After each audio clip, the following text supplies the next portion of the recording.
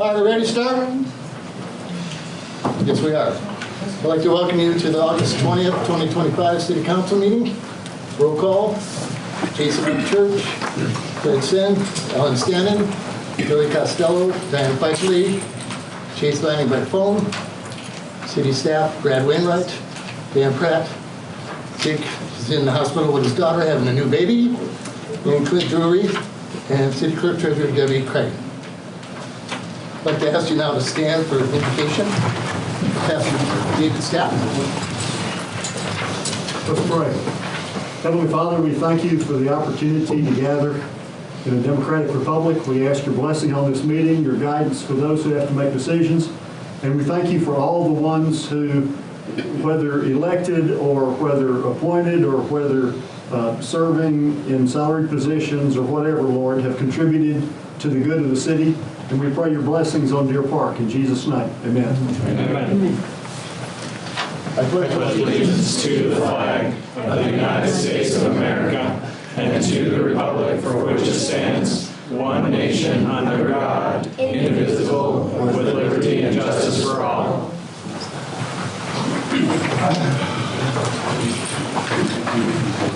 Next up, item 4, approval of agenda. Make a motion to approve the agenda. Second. All in favor? Aye. Motion carries. Item 5, approval of August 6, 2025 regular council meeting minutes. Recommend approval. Second. Motion and second. All in favor? Aye. Motion carries. Item 6, interested citizens, oral communications, requests, and comments from the audience on unrelated agenda items. Mrs. Palmer, you can start us out, please. Oh, I get to be first. If I can keep my brain working, we'll be okay. I have a dream, and I believe that if I build it, they will come. So and my dream is to have a community choir for the Deer Park area, all the communities around Deer Park. Because I know what music can do to bring people together and to bring groups together. And so I'm building it with lots of help from other people. We have I can't name everybody here, but we have a director and 2 accompanists who are donating their time for the next several weeks. We plan to sing sacred and secular music. We're going to have tears and lots of fun in doing it. Our first practice will be September the 2nd, Tuesday. You got your calendar out. Everybody, calendar. You're going to share this with everybody in the communities. Okay, here we go. Tuesday, September the 2nd, will be our first practice at the Deer Park High School Music Room. And that's where we'll meet thereafter until the first part of December, at which time we will use the auditorium and do a performance for anybody that'll come and listen to us. So you all need to know about this choir because you're going to come hear us anyway. Did you mention a time? Did you mention a time? I don't know. Did I? 6:30. 6:30 to 8. Okay. Here, children, relax. Okay, so we're inviting anyone 18 and older to come and join with us and sing together and share together and have fun together. Thank you. Thank you, Mrs. Palmer. Thank you. Oh, and I wanted to thank Laura Chamberlain for that wonderful article in her paper today. So it came out today, and I brought some copies for Okay. people to read. Okay. With a picture of her in front of her piano. My 115-year-old piano. Wow. Robert, you're up. So I just wanted to see how we're doing on the comprehensive plan and the little chicken gate, I should say. So we have an update Tim, Lane, can you answer any of that? We don't have an update currently, other than we're still working with the county, collaborating on our urban growth area and municipal boundaries currently. So right now it's kind of at a standstill because of that reason. Thank you, Robert. But Dan's assured me it's gonna happen. Yes, I mean, it has to happen. It's a requirement of the state that we have to. We're gonna get the tiny form memos in the comprehensive plan. Yes, yes. Everybody heard him say that. Well, we got to vote on it, so it's kind of on us. Yeah. Once it's finalized and we have our UGA boundaries and municipal boundaries and everything else that we're going through with the county currently, once that's finalized, then we'll be able to put the draft or finish the draft that's already almost done. Once that's finalized, it will go before you guys for review and approval as well. So, just like originally planned, but this whole boundary and everything with the county is taking longer than anticipated and hoped. So. Misty, you're up, young lady. Thank you. My name is Misty Challenor, and I'm a director of a local opioid treatment program.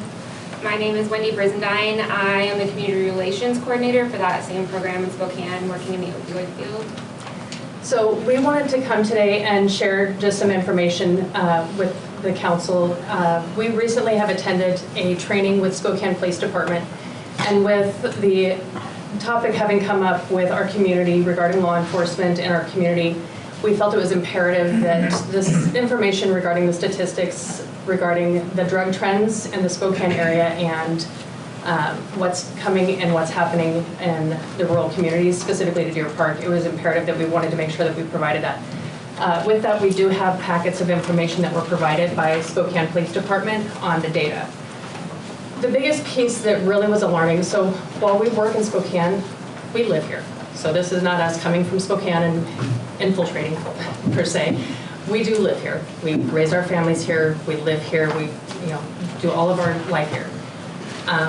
The one big concerning part that was a big red flag that made both of us really want to come and speak today was the fact that Officer Thomas shared that the cartel have a significant hold in a variety of states, but in Washington State there's a significant hold, and the Sinaloa cartel have a hold within Spokane, and that the cartel have been infiltrating and targeting small rural communities, and he specifically called out Deer Park in that statement.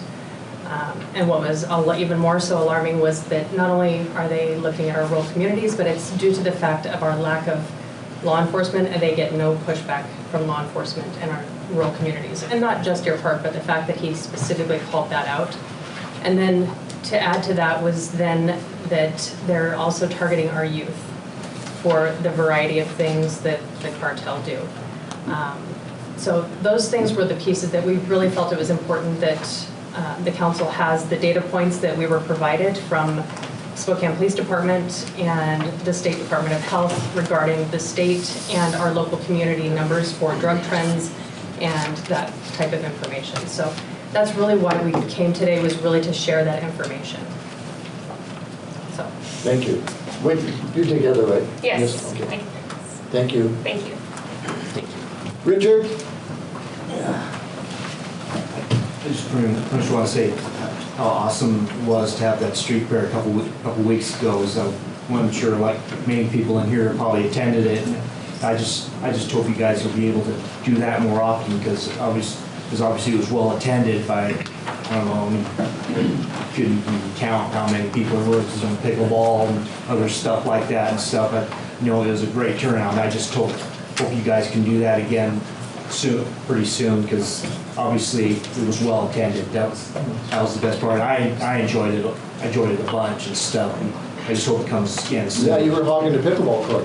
Yes, I was on the pickleball court, yes. I played a little bit. But the kids went all the way to 9 o'clock playing. Yes, I saw, yes, and I actually did play with a few of them. So too, that was fun too. But yeah, I just hope get to do that again soon. That was awesome. Thank you. Item 7, new business. Letter A, professional engineering service agreement update. 2025 rate table, JUB Engineering Incorporated. Dan, fill us in. So this is before you again. We tabled it last week. What I included is the previous 2 years along with the 2025 rate. Shows them fairly consistent difference between each year. Slight differences, but fairly consistent adjustment each year. So to go along with that, it ranges depending on the exact position, between 3 and 5% rate adjustment. So, that there's different contributing factors to that, with what that specific person's working on, their experience and things like that. So, do you have any questions on it? So we're giving his employees pay raise, hourly pay raise. That's essentially it, yes. Yeah, which, like Dan said, their cost of living increases. There's high demand in the technical field because of the specialized knowledge, expertise that goes along with it. That also becomes just the cost of hiring people. And that plays into it. The percentages are in line with kind of general trends in the industry, so it's not unusual as far as those go, and it's just the typical kind of stuff really that we're dealing with as a cost of doing business. So it's pretty in line with other cost of living increases that, if you look at the city employees' positions and things like that, it's pretty well in line with inflation and our cost of living increases as well. So. Is this going to be pushed every year then, or potentially, or? Potentially every year, as long as inflation exists. It will also be a necessity. Now it's time to ask. Well, he told me.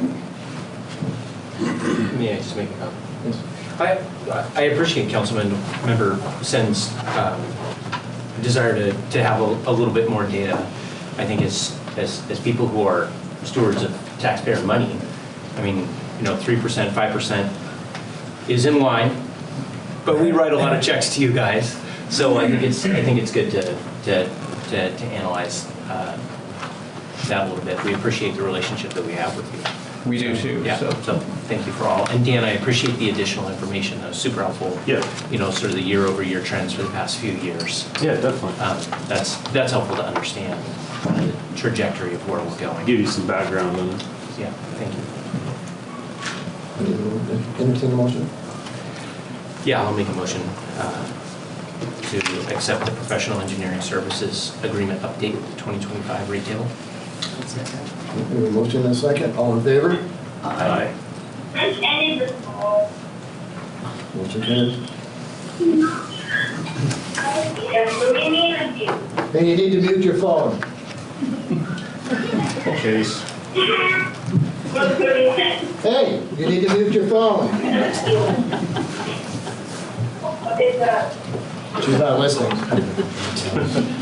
So next up, item B, task order 2024-05, supplemental agreement number 1, North Colville reconstruction. Dan? Yes, so this is to adjust the agreement between us and the city and JB, and to account for some added costs for DB Eagles in the contract. So it's for basically, there's part of our conditions with the WashDOT grant that we received a few years ago. There's 13% requirement of the funds are supposed to go to DBE firms, which JV is not. So there's 13% of that that has to be subcontracted out to other firms, which along with that, they tend to inflate their costs a little bit more, but we are forced to pay them if we want the free money in a sense. So this is to adjust that for a few DBE firms, contracts, as well as our right-of-way phase right now that we're entering into with the project. So it's to secure a contract with a right-of-way acquisition consultant to work on all of our construction easements to complete the work on North Colville. So this is a stupid question. DB. Disadvantaged business enterprise.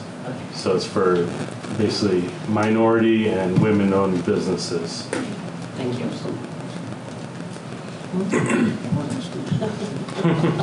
I'm hearing DB, There's and no I'm such not sure thing. what I'm listening to. Thank you. Questions by the council? Yep. Can you get somebody to entertain a motion? Entertain proof. Which one? Oh.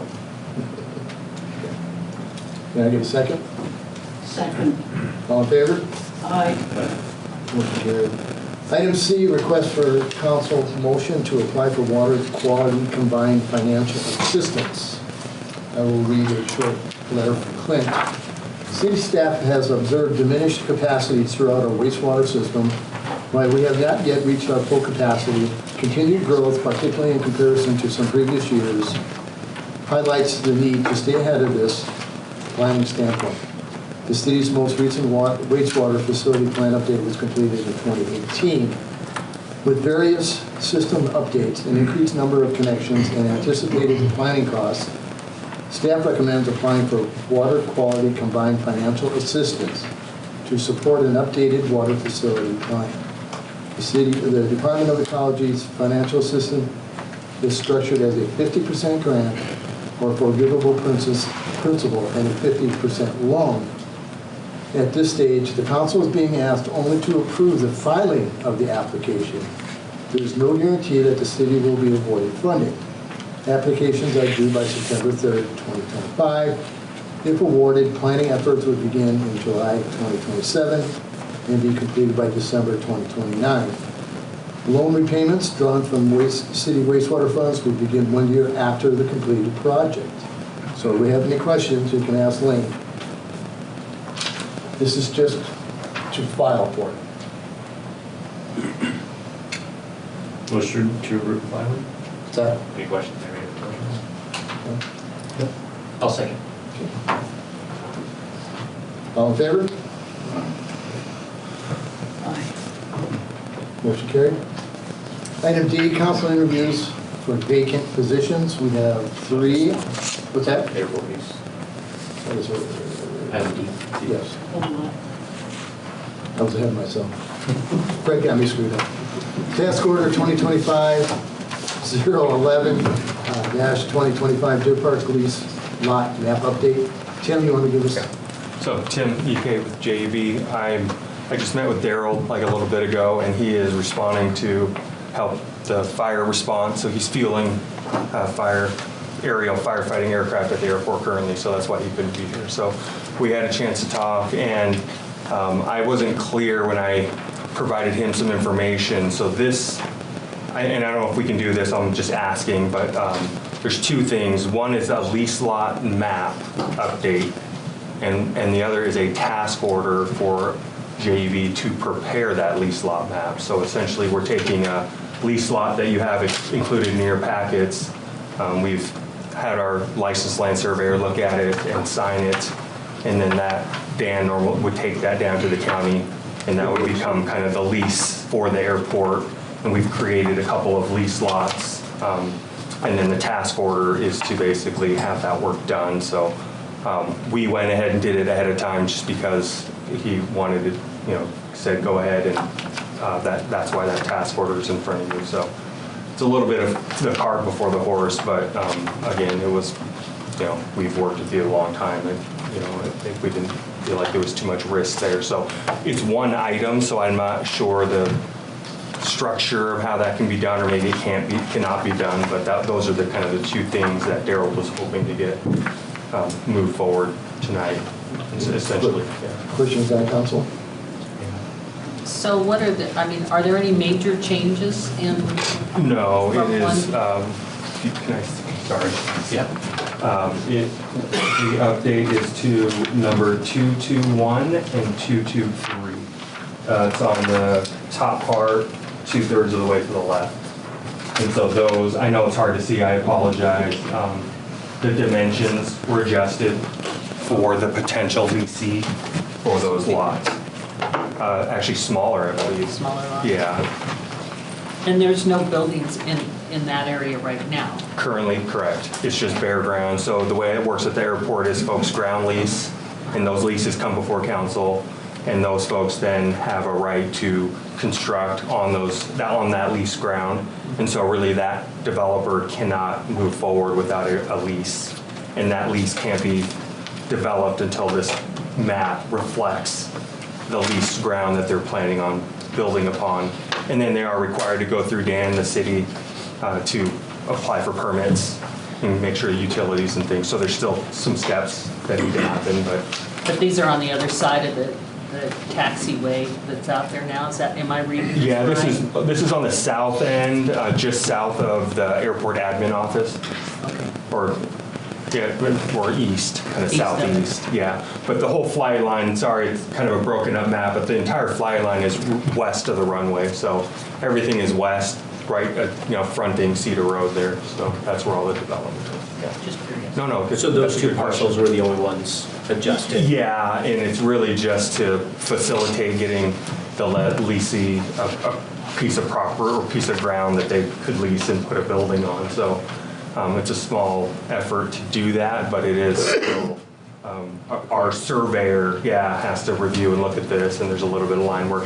And there's some room in this task order too. I believe he wants some field staking done, and we can do that under this task order as well. So there's some room for Are there some people looking at these lots right now?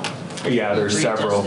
Yeah, there's somebody you'll see in the next meeting in September that those leases should come before the council for consideration for these particular lots. And they'll reference this map in 221 and 223, I think, are coming. And you've seen several leases come across for various developments. And if you drive up there, there's hangars in various states of construction, from bare ground to trusses to shells to completed structures. So.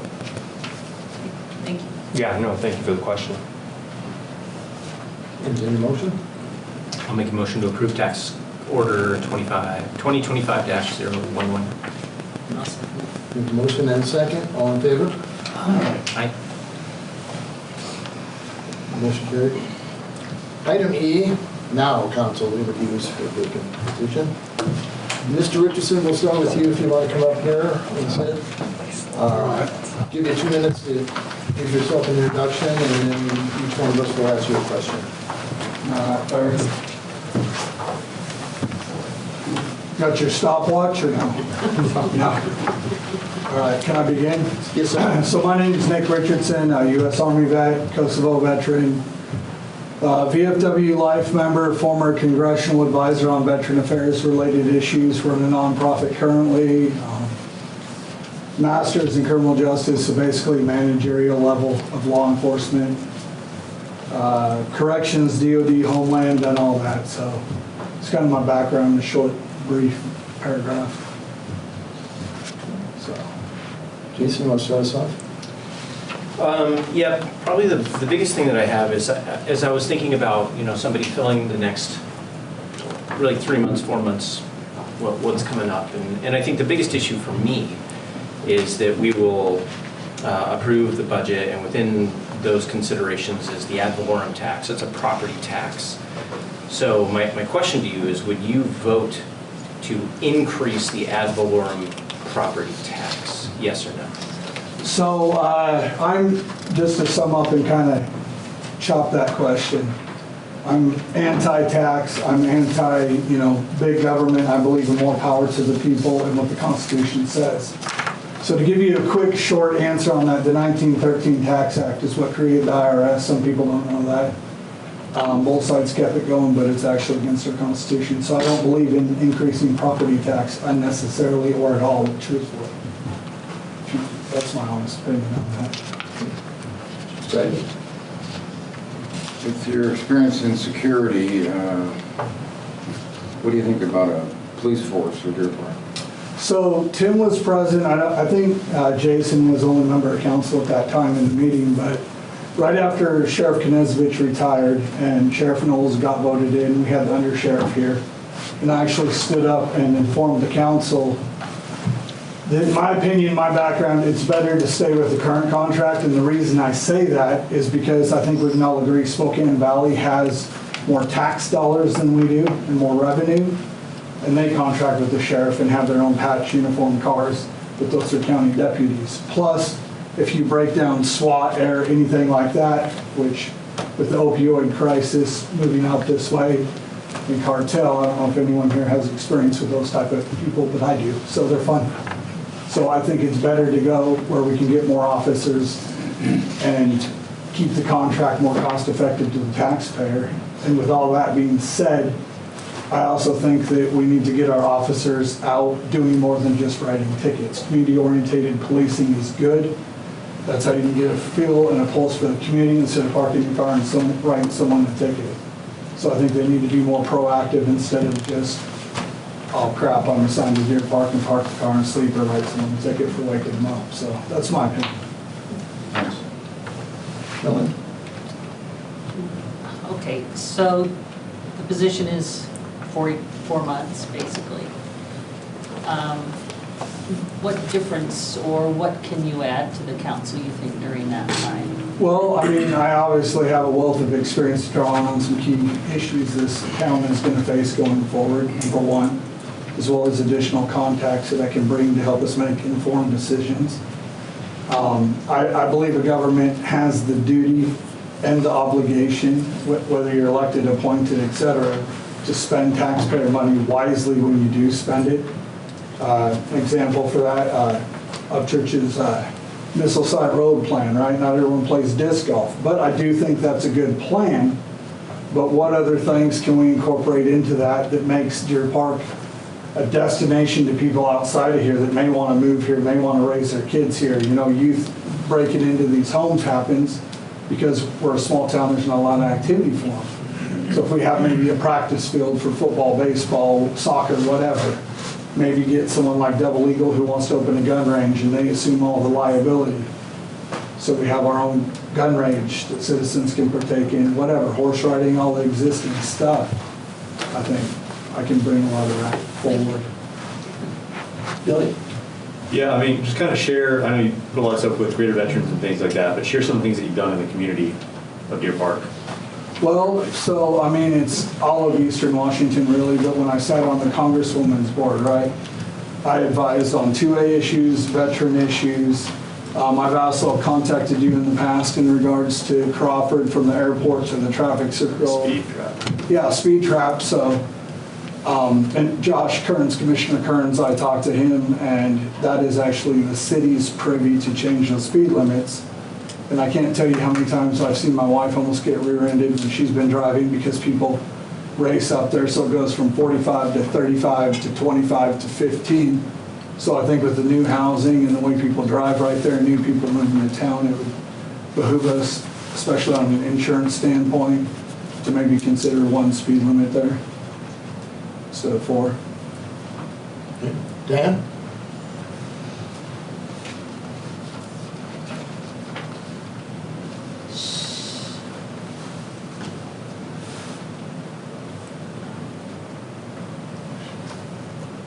So, you don't believe in taxes? Well, I mean, I think to a certain degree they're necessary, but I think we kind of overdo it when people start spending on their pet projects.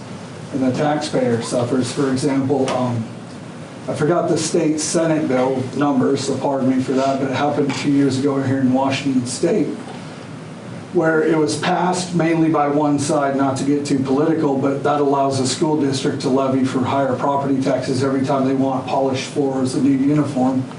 And that's an unnecessary burden on the taxpayers themselves, especially when you look at teacher salary, even in this community, versus actual student performance on a national level.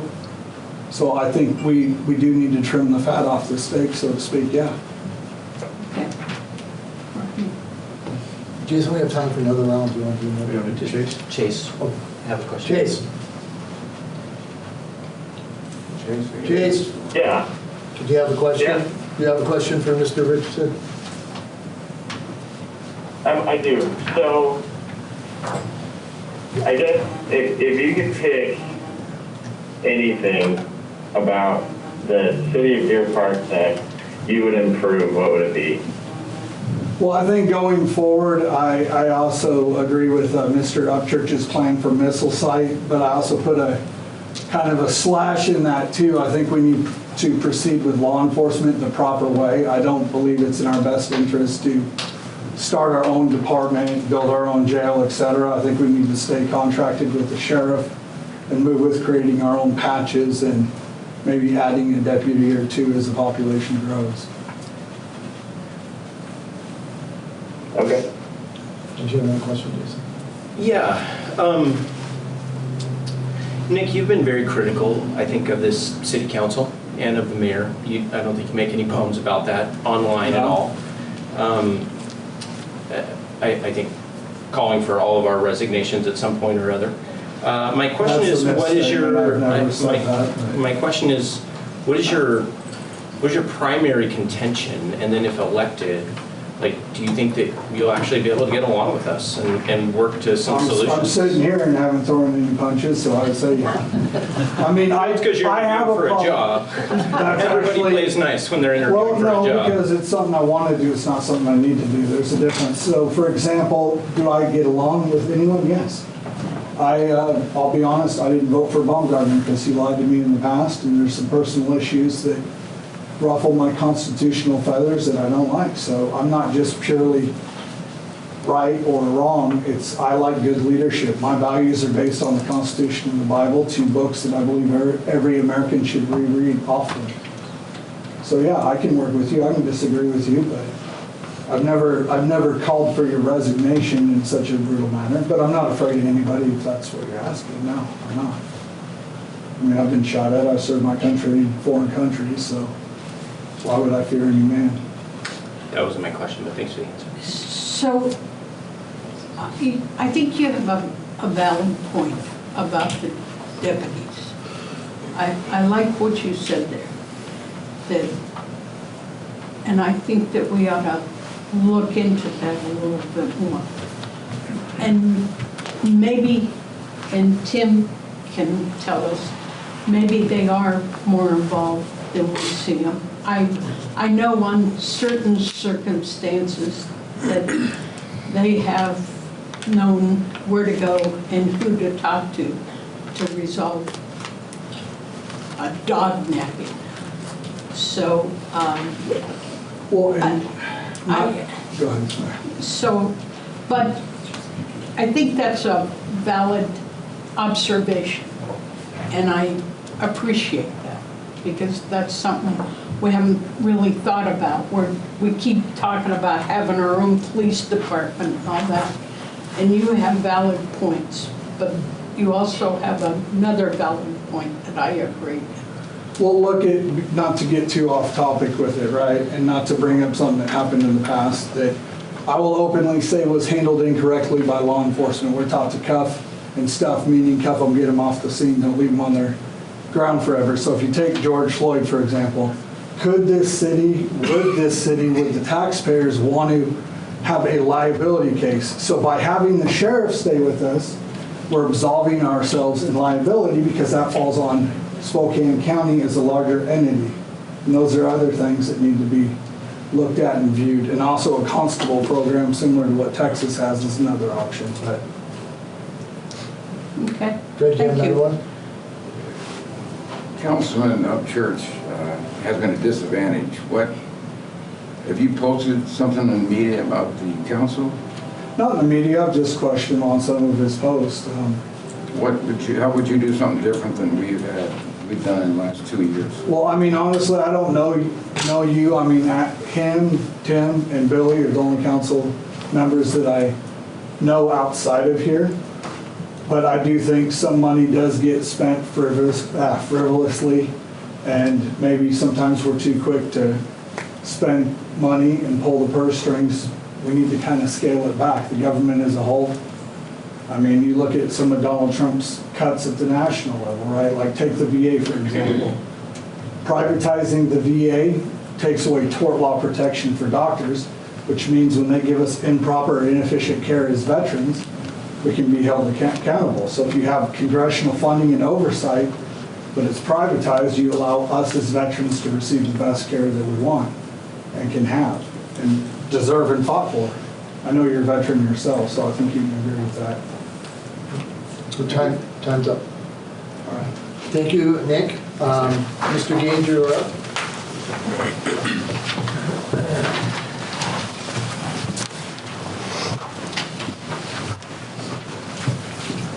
Do an 2-minute introduction of yourself, sir.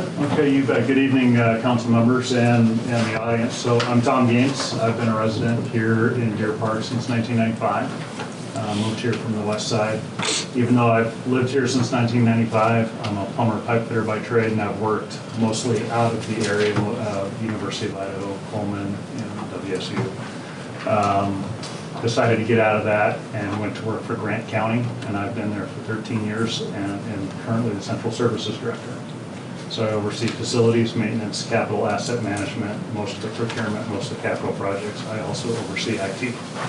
So this is a unique situation. I look really forward to taking part in this. I love to serve the communities that I'm in currently. I live here, I work in Grant County, but this is an opportunity even for a short period of time to serve the community where I actually live.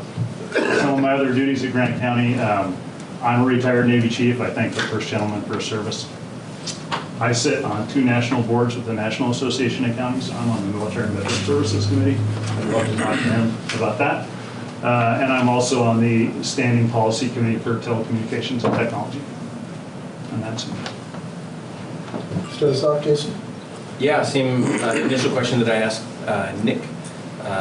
Every year we have the opportunity to raise the ad valorem tax. It's a property tax. Would you vote to raise the tax, yes or no? So that's actually a tough question. I think my expectation of the council is that you're always looking for risk and opportunity and figuring out what's best. So every year when that tax comes up, you should be looking at that as something we absolutely have to do, or can we continue to offset that? As long as you can continue to offset that and not do that tax, I would not vote for that tax. But you still always have to look at your numbers and you have to weigh the best thing to do, and you have to be very transparent with your constituents. Thank you. Good. I'll ask the same question. What do you think about a police force for Deer Park? So I've watched that go back and forth for quite a while. Of course, the county seat for Grant County is in Ephrata. They have 9,500 people. I've actually talked to them about it a couple of times. Hey, Deer Park's trying to do this to try and get their thought on that. I look at it a slightly different perspective. The first gentleman touched on it from a risk and liability standpoint. Is there a risk pool that you guys are a part of, or the company or the organization that insures the city? Have they even told you whether or not you keep your insurance if you have a police force? The risk and liability concerns are so great, plus the cost of vehicles, officers. I don't know how there's a benefit and a return on that investment as compared to the contract you have with Spokane County Sheriff. To me, something I would love to see in the future, I just don't think we're there. Okay, since we're going with the same questions, Yeah. but what do you see you can add to our council in the next 4 months? Collaboration, it's 4 months. This is a temporary position until the people speak. So for me, it's a great opportunity to get to know the city council, work on the issues that you're currently facing, help you with budget, add my voice and the knowledge that I bring from county government. To me, it's just a unique opportunity, and I'd love to collaborate. Would you it wouldn't be difficult for you to work in Grant County and then work No, with us? I've already worked that with my commissioners, so, Oh, yeah, so they know if I get selected that I'll be taken off early. Yeah. Mr. Costello? Yeah, same thing I asked Nick too, just, you said you do a lot in the community and stuff. Can you kind of elaborate on some of the things, the projects that you've worked on? So in Deer Park, sadly, I can't point to anything specific. I'd like to say that I worked in the school board when my son went to Northwest Christian from pre-K all the way through. Actually getting married at Wild Rose this weekend, so my wife wants to know why I'm here. We've lived our entire lives in this community. My son is going to stay in this community. It means a lot to us. So although I can't say that I have contributed what many here might have, doesn't mean that I don't want to and that I don't care. Thank you. What would you like to see happen in this community in the next 5 years? One of the things that drew me to do this was watching the growth of Deer Park in the last 2 to 5 years. I think it's just exploding.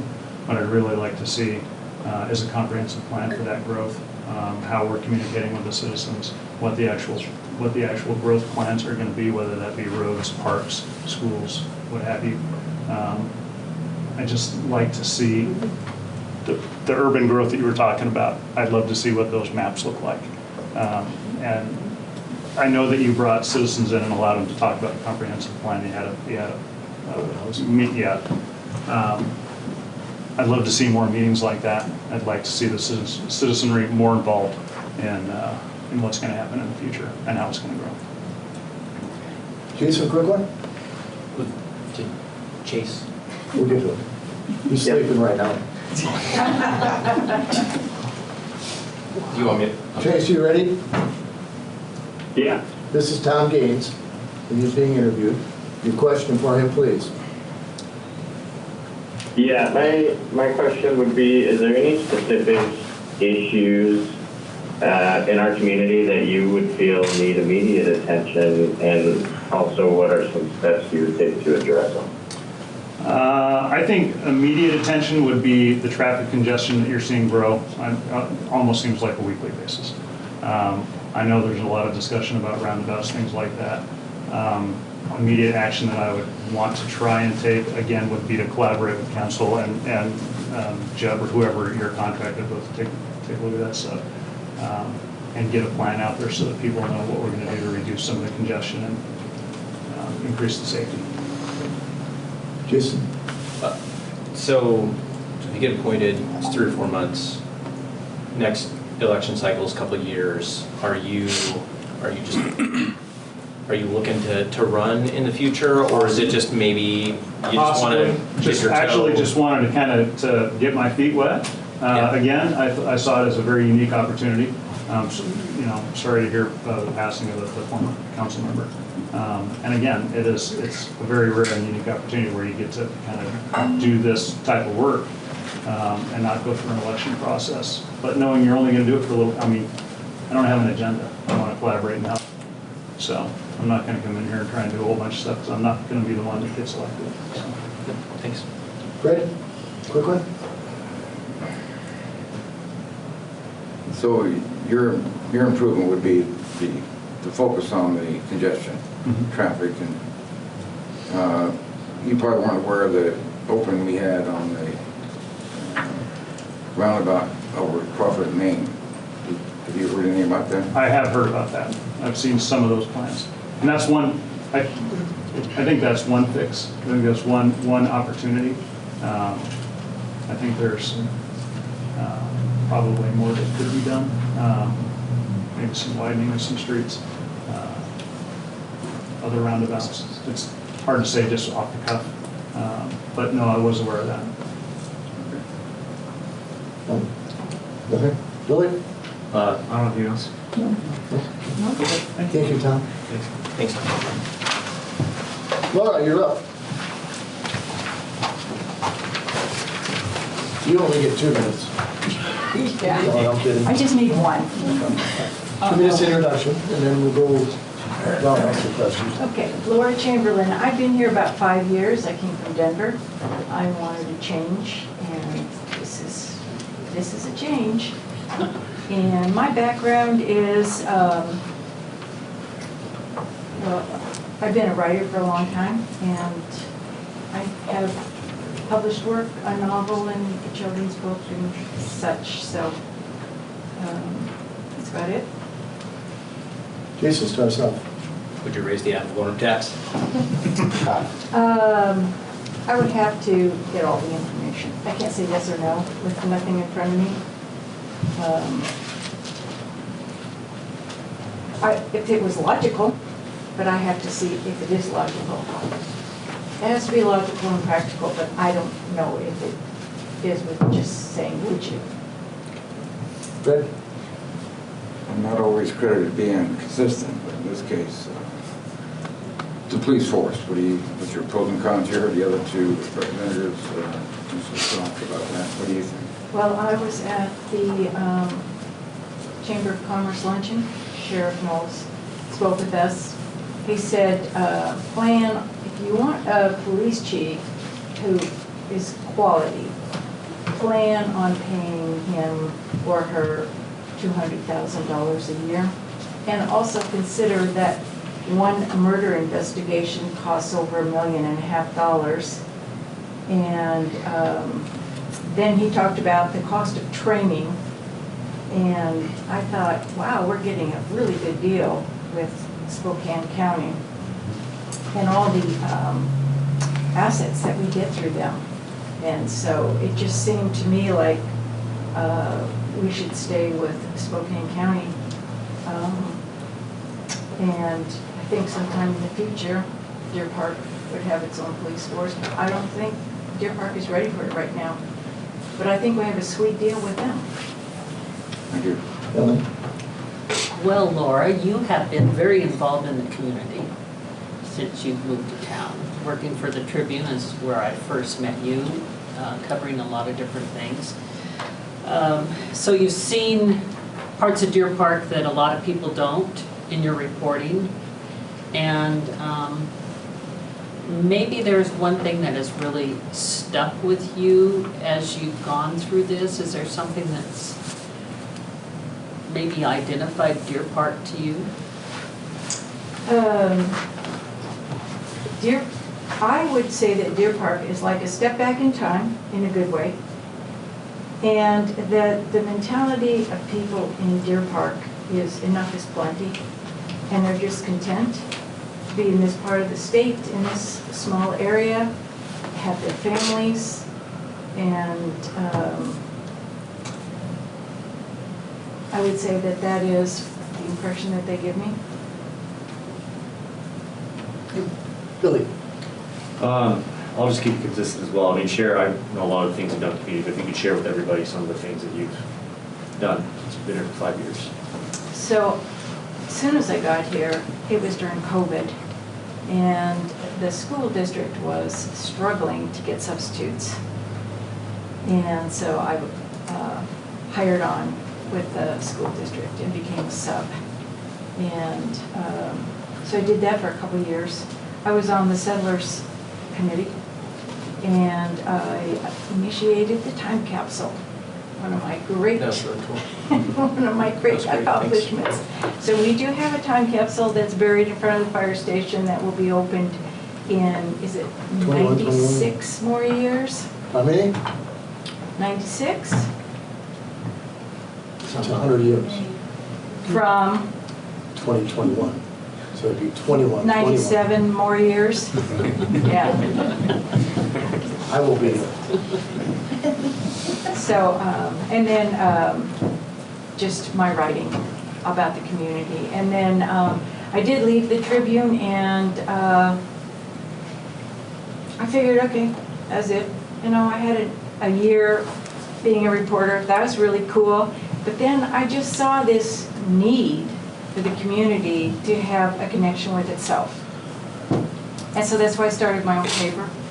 And I also feel that the community wants a connection with the other smaller communities because they're only 10 miles away, 5 miles away, but for some reason things are just getting further apart. And so I just thought that I would start this paper to try to just keep the community connected to itself and these other communities just in this northern corridor of Spokane County to just kind of come together. Diane? So, other than your newspaper, what else do you think that we could do to make Deer Park not a bedroom community of Spokane, but a nice small town north of Spokane? So I think that the downtown people are really trying to draw attention to the shops downtown. I brought my daughter-in-law was visiting, and I told her I wanted to take her to this little boutique and get her something for her birthday, and her first thought was, I don't want to shop down there, just by the look of downtown. And then when she went into the stores I took her in, she was so impressed. And I think that with what the Downtown Revitalization Group is doing to get people to come walk by, see the window displays and the sidewalk appeal, and then go into these stores, I think that'll help a lot in the buy local. And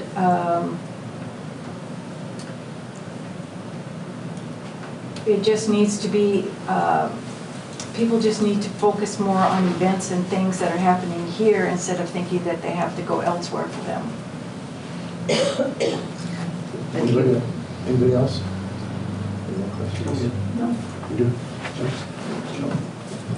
He's here. Like I know you can't see him. Chase? He's here. Yeah, wake up, Chase. I'm listening. We have Laura on the floor. You have a question for the young lady? Yeah, hi Laura. Hi. That wasn't your question, was it? So you kind of just went down this path a little bit, but I just wanted to ask, how do you envision like the future of Deer Park? Well, it's obviously going to grow. There needs to be some infrastructure that keeps up with the growth, or there's going to be just some problems that won't be able to be solved if a plan for the infrastructure doesn't get laid out. But I just see it as getting bigger and needing more traffic control for sure, because the streets and the sidewalks have been the same for a small town, and now that we have so much traffic, it's not safe. And I think that that's a big thing that has to be addressed.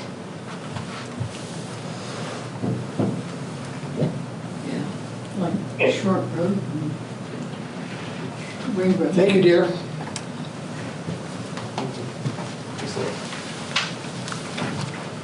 Okay, next up, item 10, consent agenda. Letter A, approval of voucher claim check number 43167 through 43214 in the amount of $290,004.86 for the first half of August 2025. Quick, Mr. Mayor, can we address it about the candidates that there are two other applications and what the possible plan is? There are candidates. We are working on the vacancy right now. So, you can if you want. No, I'm just, you can still vote for it. Okay, good. Right. Did you want to have questions with Tony and David? I mean, I think that'd be fair, you know. Okay. I think Tony wants to. Tony, you want to come start us off?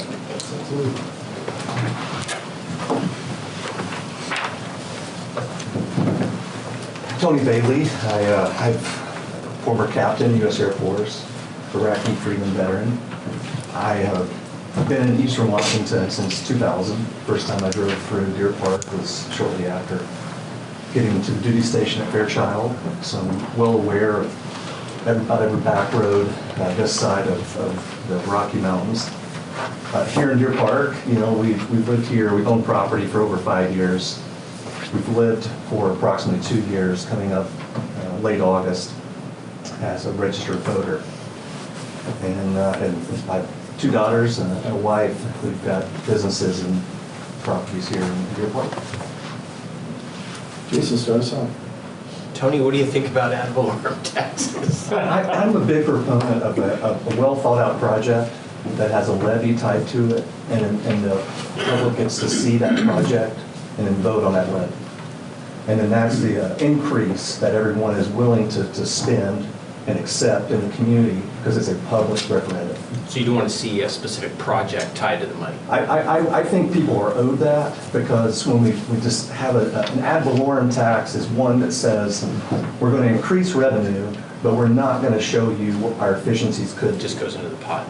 I've spent the majority of my professional career going into Fortune 500 companies all around the United States and where they have operations in the world, looking at data, proposing efficiencies, and then attacking those efficiencies to then save jobs.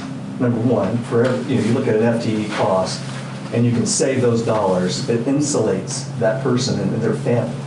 So when I look at a city government, I see it no differently than a business. There are revenues coming in various levies, bonds, ad valorem taxes, and then there are services that go out to the people, just like a company provides a service or a good. Well, in the efficiency quotient, I do think people are owed the opportunity to vote on said comprehensive plan that involves projects 1, 2, and 3. You put the power into the people. And I think that's what people in Deer Park would accept more than just an ad valorem increase. Right. Well, that's the same question I asked before. What do you think about a Deer Park police force? I think there's 30,000 examples to look across the U.S. that would give you 50-50. I think what Deer Park needs is a step back to look analytically between what does it really mean. I look up the road in Stevens County, Chihuahua is half our size. They have an FTE of 5. They've got their own equipment. They were Stevens County deputies for many, many years. But now they have a $950,000 approximate budget hit for 5 FTE. Instantaneous. We had a property up there, a multifamily property, had a break-in, 3 minutes or less. I had a police officer right there, flashlights, asking questions. We had a break-in at our property in downtown Deer Park. 45 minutes plus, very professional sheriff shows up. By that time, the perpetrator is Encini. And I look at it, we're twice the size and we're spending approximately $1.5 million on 4 FTE. A fully burdened $340,000 FTE. I think that's a lot of money when you look at the burden of investigations. We're still Spokane County residents. We still have interlocal agreements. We still have the ability for the Spokane County Sheriff. But I do think when you look at the data, we should also have that before we say I'm for or against. Because I don't know what I don't know, but I'm the person that goes and gets the information and looks at it, polls the people of our community, give them the information, give them the chance to ask questions, and then move forward with a plan. And if it's the county sheriff's, that's great. If it's best for Deer Park, I think it's done with a deep dive of analytics.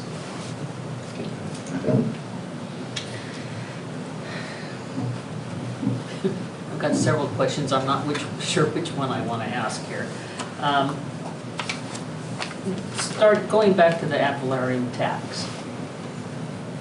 So, say it's just an operation type expenses that we're facing. Not a project, not a whatever. But basically, we're talking cost of living. So how do you think that that's going to work? Do we cut other services? Well, if you look across Deer Park and the residents, I can guarantee you there's a big majority of people living here that did not get cost of living increases.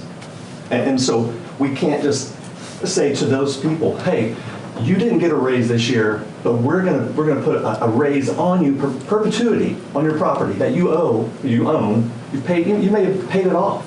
We've got people on fixed income in Deer Park. And those people on fixed income, when you throw a cost of living adjustment on it and they didn't quite get the same cost of living, now they're hit. And so it's like, why not have a project-based levy that people are informed and they vote on every November, and give them the opportunity to choose how our city grows with the influx of dollars. I know, for instance, when we bought our property, we put a lot of blood, sweat, and tears into that building. I couldn't get anybody during COVID-19, so it took longer. We had the carrying costs, all this. Our property taxes were fully depreciated in Spokane County. Next thing you know, we have a $5,000 per annum increase on that property. And we've got leases, we've got people that we want to not feel that burden. Well, who takes that burden? We do. Because I don't want to run businesses out of their opportunity to grow in Deer Park. And so it's the same thing. You just pass an ad valorem tax. You take people who want to live here. They're like, well, I'm fixed income. I've got to leave my rental unit. I've got to go to the county. I've got to go somewhere where I can get a rent-controlled apartment. We need the people to have a voice, and we represent them on the council with what they have approved. Thank you. Billy? Before I ask the community one, I'm going to ask this quick question. So it's been floating around social media. Can you confirm that you live within the city limits of Deer Park and not Spokane? There's 8 places on the World Wide Web, Department of Revenue, licensing, my smart ID that I had to get so I could fly without a passport. It all says 29 North Main Street, Apartment B for Bailey, in Deer Park, Washington, 99006. Thank you. Yeah, on the record. Yeah. And just some things you've done in the community.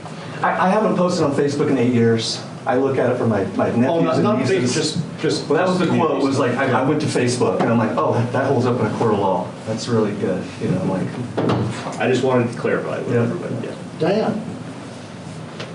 Utility investments for city growth, necessary services for our population, and economic recruitment for sales tax growth. What do you detail that out? Sure. Well, personally, Leah, my wife, and I have partnered, and we've created and given the opportunity for over 25 new businesses in Deer Park. Currently, we have 16 small businesses that had a dream. We gave them the space in a building in the city limits. We've had 4 grow out and occupy space on Deer Park, the Main Street and Crawford. So we're not only saying we want economic growth, we're putting the engine and the opportunity for people to grow in the city. And I would say our little block, our little piece of Deer Park has contributed exponentially more tax revenue in the last 3 years than it did in 50 years prior to that. Even when it was a greenhouse, Western Auto, the soda pop shop that's now Vine Wines. You look at a lady that wanted to start her own salon, well, we gave her the opportunity. And I can say that wholeheartedly because I did the work. My wife was there helping plan, and we've got her up and running. She's 3 years strong in Deer Park paying taxes. I look at that as number one. If you're proactive in looking for small businesses to grow, and we are a community, a representative council member class that says we want small businesses to grow, small businesses are ready to come to Deer Park. We've proved it out. I can tell you right now, like if we had more space in the local, we'd have 20 vendors in there. Because it's just like we're willing and open to have a space for those, for a mom, a pop, it doesn't matter, a maker. We want them to be in Deer Park. So that's number one, is just the small business side of it. But I do think the council has done a good job on cultivating and listening to new opportunities, like a proposed new grocery store coming to town. I think we're positioned well in Deer Park between 2 federally transportation, 395 and Highway 2. They're protected and they're mandated. Deer Park has a beautiful situation to capture a lot of bedroom communities and wonderful families. But it has to be affordable. You have to have proper planning for how's our water, sewer, power going to be out and available for developers and not cost exponentially more than Liberty Lake or Spokane Valley. We don't need to compete with them, but we need to be a community that cultivates partnerships. We're willing to listen. Can't do everything, but we're willing to listen and not just say no, no, no. Jace, you up? Yeah. You have a question for Tony? Yeah. So I'm going to ask this one again. Is there a specific issue in our community that you feel needs immediate attention? I'm a huge proponent of a multi-age facility. I think when we look, I could throw 3 cities out where I went to school, a small city in Jefferson City, Tennessee, where I had my first introduction to Deer Park. There was a lady in the nursing program that was from Deer Park way back 30 plus years ago. And so I say that, but Jefferson City is roughly the same size as Deer Park. They built a multi-age facility and a multiple phase environment. And what it did, it gave the senior center, it had a pool for, everybody across all ages needs to be active. It had a workout area. It was emulated around a YMCA, but they did it over time with community involvement, multiple organizations. And I look, we have a senior center. We've got youth that aren't necessarily fully plugged in the summer times. And in the winter time, it's doldrums. You don't want to get on 395 and drive into YMCA off of Highway 2. You want something in your community that's a magnet and allows families to be a part of that all year round. When it's blazing hot to super cold. So I would say, like, I would take the multiple different avenues of people trying to have their own center and try to find synergy and have a city discussion on what we can do on city property that is at least a phase 1 for a multi-phase environment that maybe includes broader ball fields for tournaments, bring in people, finally get a few hotels in our region to increase the tax basis, which is part of the economic recruitment. And you have more restaurants, you have more opportunities, and then people don't need to drive into Wandermere to have a wonderful night and wonderful evening. They can do it right here in Deer Park. Okay, thank you, Tony. David, you're up.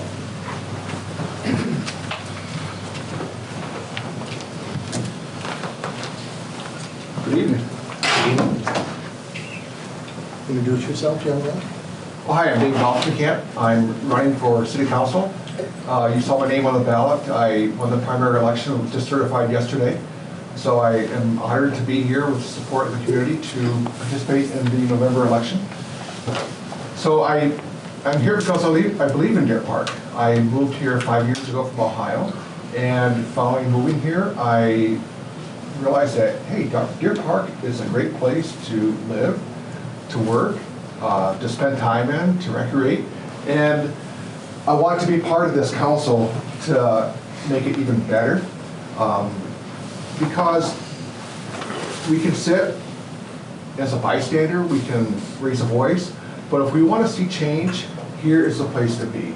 So I feel strongly being involved in both service and the actions of what the council does, and working together with all of you, I feel like we can continue the path, the journey of still keeping Deer Park a wonderful place to live, work, and play. We are faced with a number of challenges with growth. We're up to 5,100 and some people now, which was just a few years ago, we were at 4,700, if I know my numbers correctly. So that rapid growth presents challenges with safety, with police force, with infrastructure. We just heard tonight that we have challenges with our sewage treatment, with traffic. And so, to just name a few, so we have to be smart and fiscally responsible with our budgets, our taxes, on how we continue to serve the people of the community. So I'm active in the community, and so I think that's another strength of mine. So if you look at my professional skills, I'm involved with, most recently at Washington State University. My skills include project management, strategic planning, business operations, finance and budgeting, improvements in quality and safety, continuous improvement, and most importantly, working with people, working with differences of opinion to come together to improve a common cause. So I'm here because I want to be part of the solution. So welcome your question. Jason, no stress. Yeah, same. Would you vote to raise that voting tax? I really appreciate your question. I would love to learn more about it and be part of the action to evaluate that. People should have a say in the tax, not only the tax, but how the money is being used. So I would love to learn more about how that tax money might be used, and also to improve the transparency of our fiscal responsibility to the citizens of Deer Park. So I don't know yet. Fred? Same question about the police department for Deer Park. Yeah, so this has been, I read some of the articles that Laura has written about the police department, and it's resurfaced every few years, a few decades. It's been a common issue for the city. And as we look at ourselves today, we have what I believe is a strong partnership with Spokane County. But however, there's something missing that I haven't heard yet tonight. So what is our, it was one instance where the response time was 45 minutes. So what does our data show to response time to instances? What is our crime rate this year compared to previous years? I haven't seen that data. I'd love to see it, and to help use that data to make a decision, as well as that benefit of continued partnership with Spokane County, or looking at ourselves. I think on our projectile for growth, we will likely either have to increase our partnership with Spokane County or do something different locally. But I think here again, we need to be smart and not emotionally react to something like that, but look at the data and look at what is good for today, but also 5 and 10 years from now. But let's look at it. Okay, thanks. Ellen? So David, you're involved in the community. Can you tell us what you are involved in? Yeah, so tonight I just came here from Fraternal Order of Eagles. So I volunteer cook on Wednesday nights to help. So I found that the Eagles is a giving organization, supports a lot of community involvement. And so I'm active with them. And additionally, I'm active with the greenhouse, supporting behind the scenes with infrastructure and support there to serve the needy people in our community and surrounding areas. I'm also a member of the Parks, Open Space, and Recreation Plan. Parks is something that is should be a priority for the city. As we look at the key for health and wellness, access to recreation is key for, it helps impact one of the big social determinants of health. So I think it's important to get myself out there in front of people with, I just named 3 organizations. I'm also involved with Santa Express, thus the beard, but I know Santa quite well. But you have to get involved with the people and work with them and listen to what they say. You build those relationships to feel the need of the community. Really, the community service is really important aspect of, you have to be part of the solution. Sorry. The community question, I was going to ask that as well, but my plan B, I was going to ask, if that was already asked, was, when I hire someone, I was asking, like, where do you see yourself in 5 years? Yeah. I'm going to say, where do you see yourself in 4 months? Like, what do you hope to accomplish in the next 4 months? Well, my plan and hope is to win the confidence of the people of Deer Park by winning the November election. I think I'm encouraged by the turnout and the votes in the August primary. So within 4 months, given the opportunity tonight, if you consider me for this temporary position, get acclimated and serve and prepared for the elected position in 4 months. But just continue, even if I'm not elected or appointed, I want to continue to be involved with the city and be part of the solution. So what do you see right now is the most pressing problem that we have?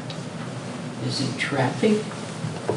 Or is it parks and recreations? Or what? Chickens. Chickens?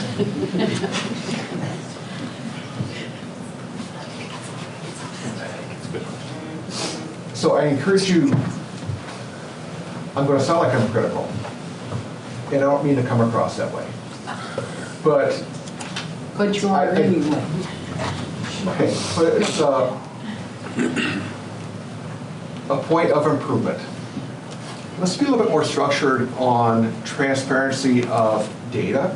I've been to quite a few council meetings. I haven't heard where we are to budget. We just approved an increase for JUB, and that might be the right thing to do. But how does that compare? Do we have the money to spend on that? I don't know. That question wasn't even asked tonight or 2 weeks ago. So how are we doing performance to our fiscal responsibility to the people of Deer Park? And so let's improve our transparency. We talked about water quality, safety. Let's see what that data looks like. And I would encourage us to review certain aspects of the city on a regular basis at this council meeting to say, how's the facilities doing for wastewater? How's our partnership with Spokane County as far as police force? Or how's our recreation? Or how's our traffic? Dan here does a lot of great work, and I hear him giving reports, but let's look at it from a structured point of view so the people of Deer Park can see the actions of this council and see the transparency. Oh yeah, the question about chickens always comes up, but what is the action to resolve it? I'm not 100% clear. I'm not sure anybody is. And I know that sounds like a criticism, but let's improve our structure and transparency so we can come at the end of a council meeting and say, oh yeah, this is the progress that we made. Well, it's because there's a lot of red tape in this, which seems it should be simple. But Diane, I work for the state of Washington. I know there's red tape. And red tape doesn't necessarily have to be a barrier, but let's figure out what that red tape is and work with it. Jace, are you sleeping? Okay, you're up. So I guess my question for you is, what inspired you to run for city council, and what's your priority if you are elected? Yeah, Chase, thank you for the question. And my motivation to run, and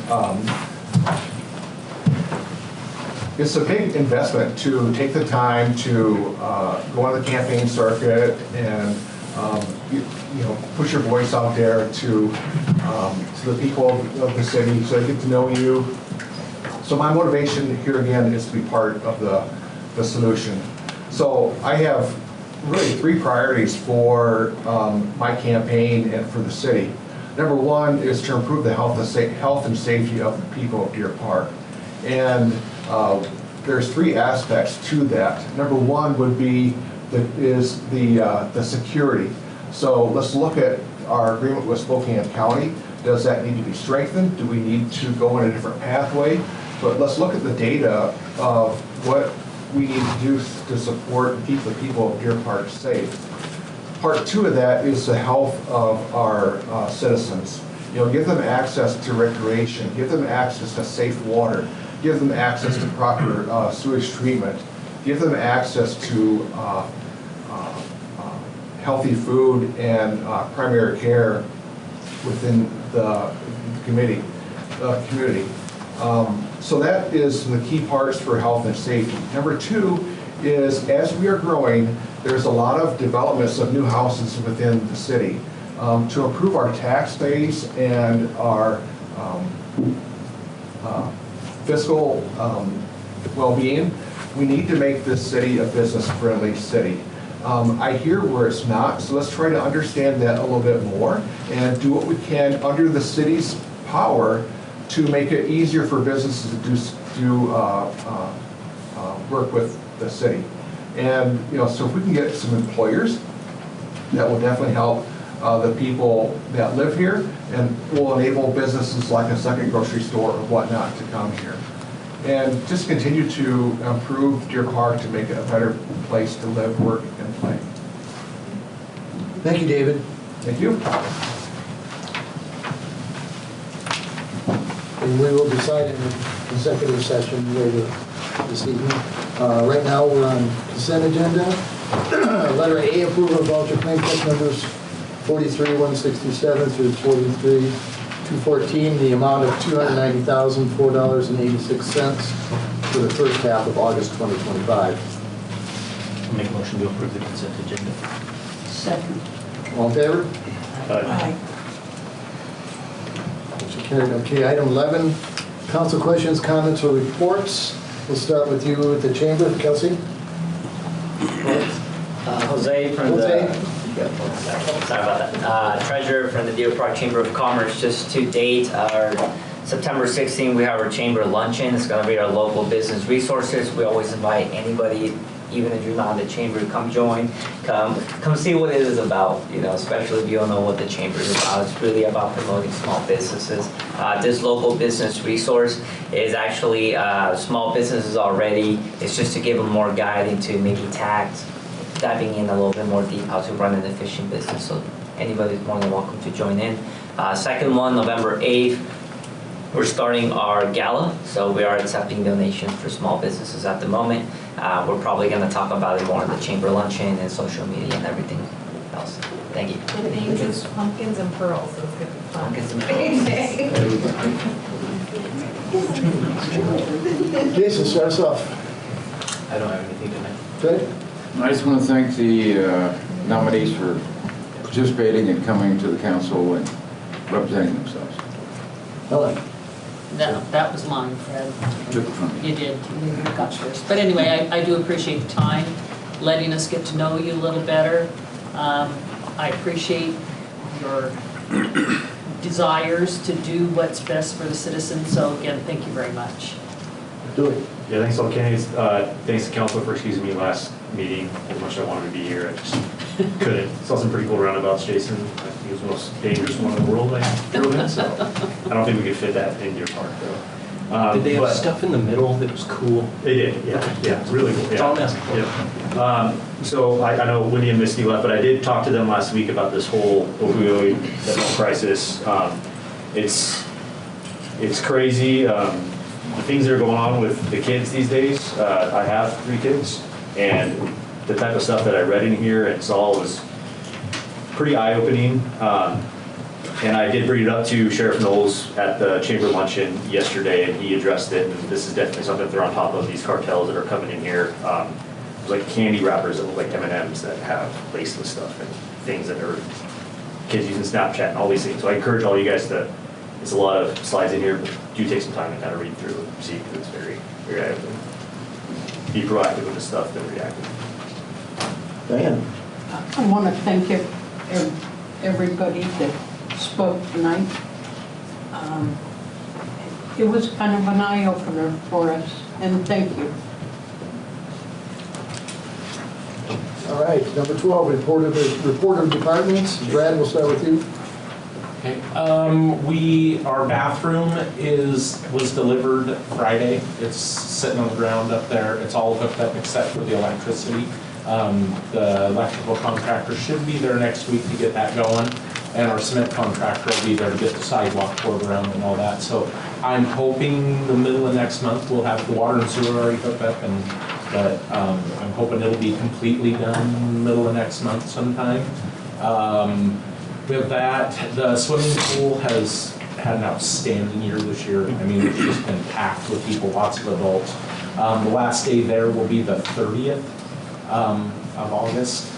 And we actually rented it out 2 times this year. They did baptisms there on Sundays. Oh, that's awesome. The Calvary Chapel rented it twice. So that was exciting. They hadn't rented it out in years. And I'm sure a lot of you have seen the chip sealing, scrap ceilings started in Deer Park. We tried to get stuff done up around the schools and stuff first. The county got delayed a couple of weeks, but they move along pretty fast. It's kind of messy at first, but they will be coming back to sweep the loose gravel up. They have to let it sit like 7 to 10 days to let the oil cure. Then they come back and sweep it up, and then they let it sit a little longer, and then they spray a fog seal over it, so it'll look black again when they're done. But it's all a curing process that they have to go through. So a little messy at first, but it will get cleaned up. Thank you. Jason, do you have any comments or reports? Nothing for me. Okay, thank you. Dan, you're up. Yeah, just working through a handful of projects. The splash pad, as well as you've seen, there's some of the fixtures have arrived that we've been waiting on back order for. The last shipment was supposed to have shipped today, So hopefully we'll get a tracking number tomorrow on it to see when they'll be here. But we have high hopes for next week that we'll be able to get all the landscaping and the last fixtures next week.